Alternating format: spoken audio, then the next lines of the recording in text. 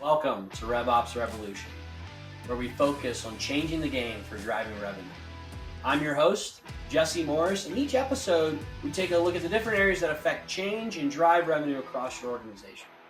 If this is your first time joining us, please subscribe so you don't miss out on any future episode.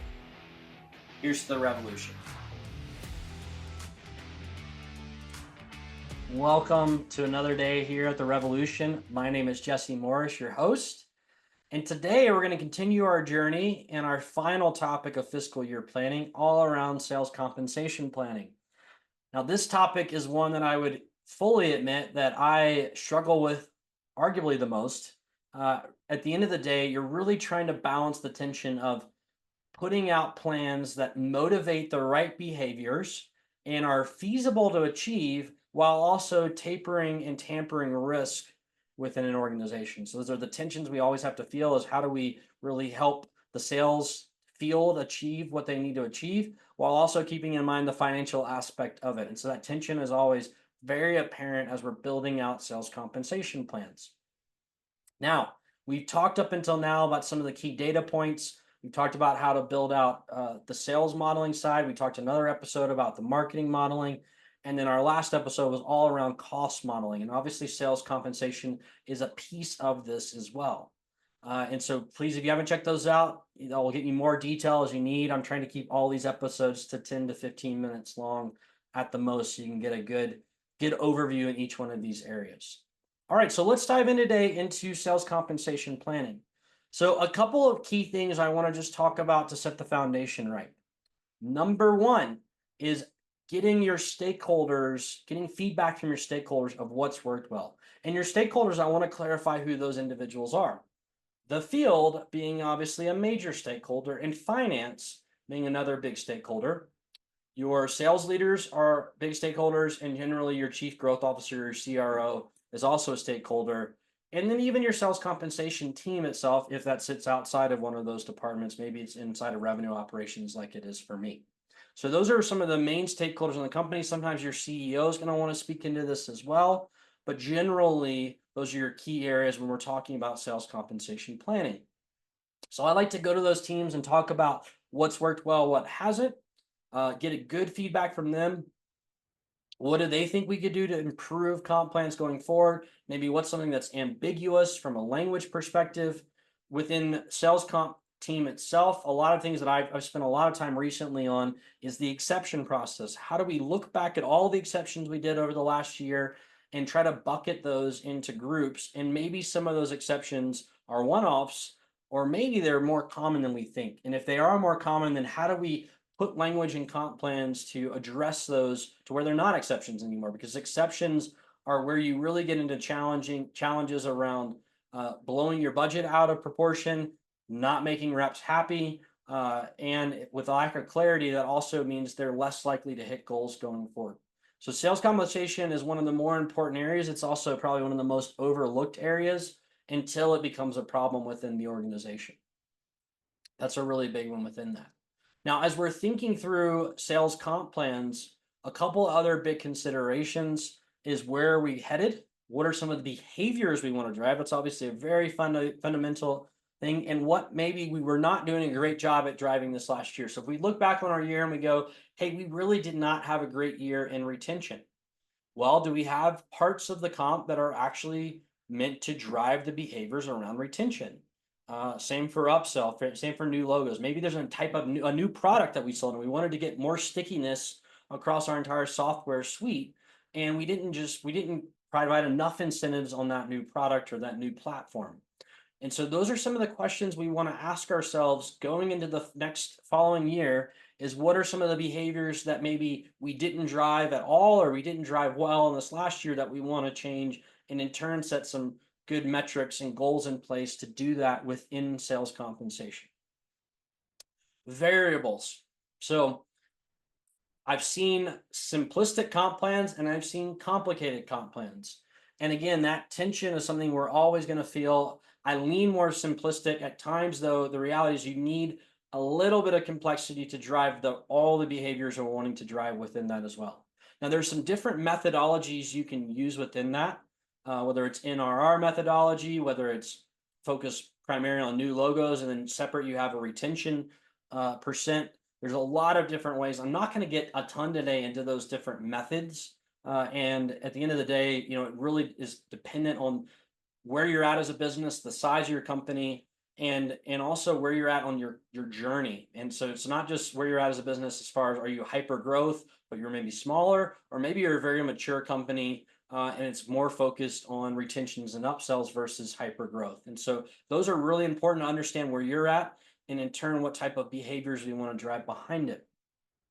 Now, as we're modeling that out, I generally don't like to have more than two variables max. One is ideal. And so when you're thinking through those things, some of the most common variables is really all around new logo is one typical variable, and then something else around either expansion or retention is another one. Now, you can combine all of those into really what we call NRR, net recurring revenue, and that is a good metric I've found for a little bit earlier stage startups. It might not be right for you. So at the end of the day, I don't want you to take away that I'm recommending anything. I'm more letting you, there's a lot of different ways to achieve things and still achieve multiple outcomes with very few variables. And I think that's really important to note.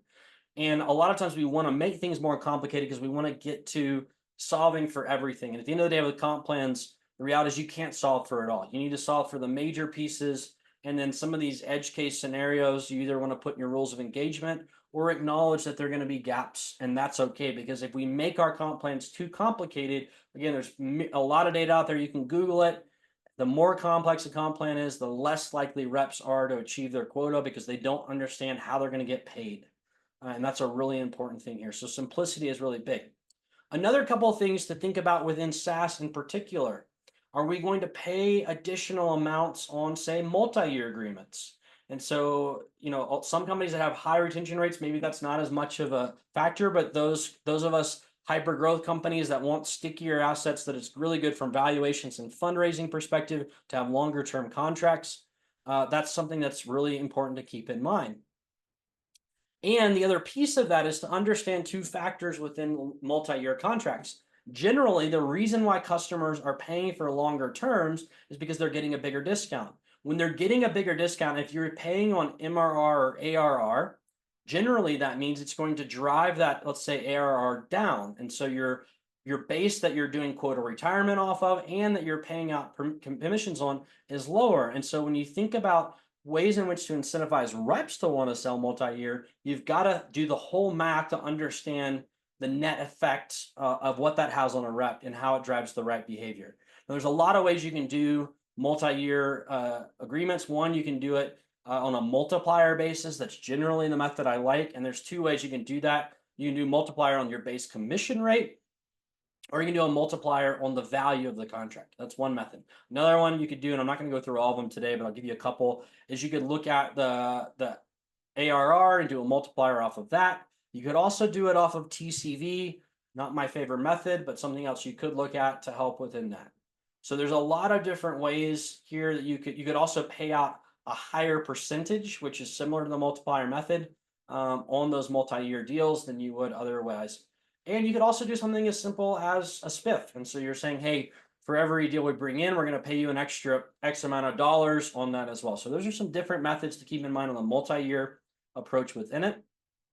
Another big one is multi-product bundling. And so if you're wanting to drive the behavior of maybe you have more than just one main product in your company, and you want to create stickiness within it, giving some incentive for when they're packaging up multiple products onto one deal to enable that and drive that behavior within your company, that can be really impactful. I do want to take a step back. I forgot to mention on the multi-year thing. The other reason that multi-year is really helpful for a company is that is less resources you're having to do to manage renewals on an ongoing basis. So if you get stuck on annual renewals, my last company, we did a lot of default around annual renewals.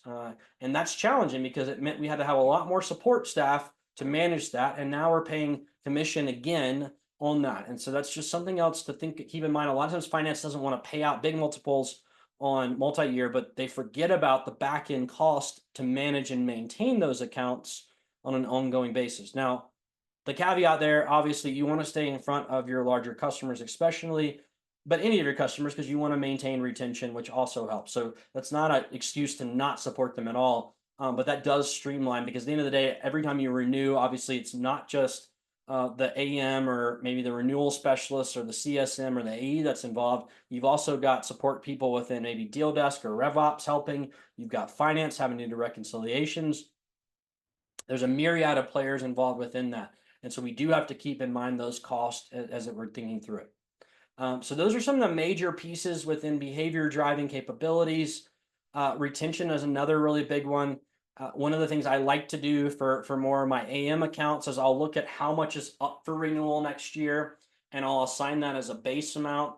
And if they go up and above because of, say, upsells within that, then you pay additional. And so you could actually not have any churn assumption, or you could do a baseline churn assumption. But that really gives them ownership and gives them the ability, if they have one that they really, that fell out that really could impact them, they know they've got all of these other buckets of customers that can help drive that thing forward.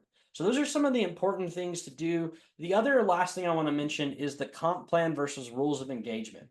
I could do a whole episode on rules of engagement.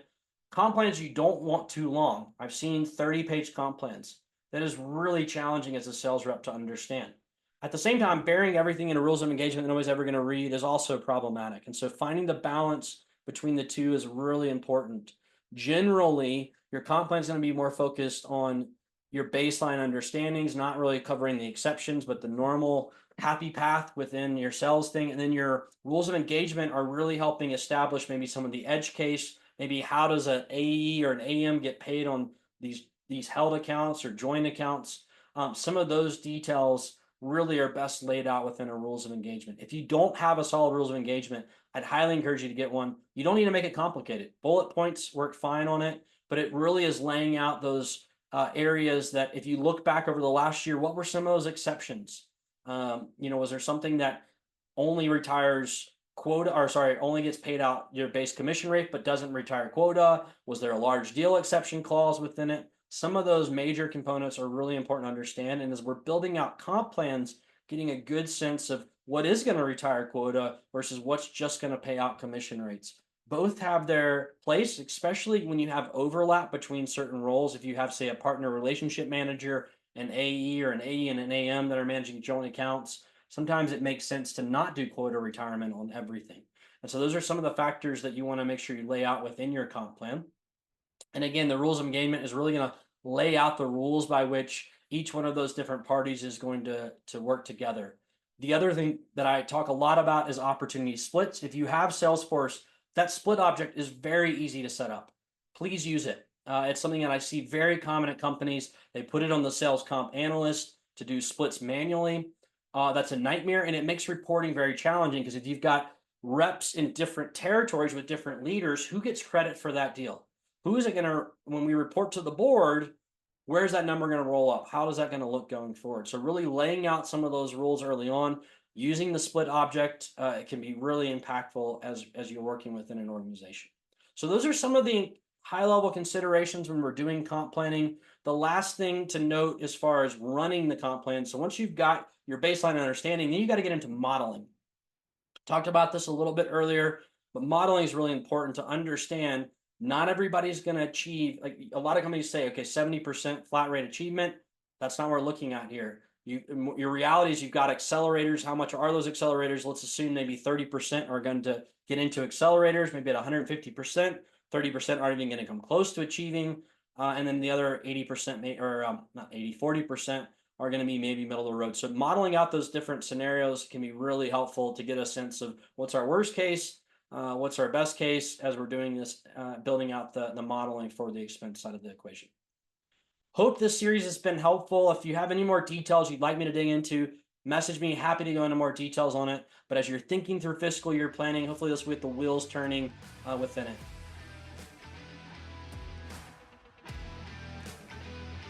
Hit like, subscribe to continue to follow along as we get to impact change across our organizations in the industry.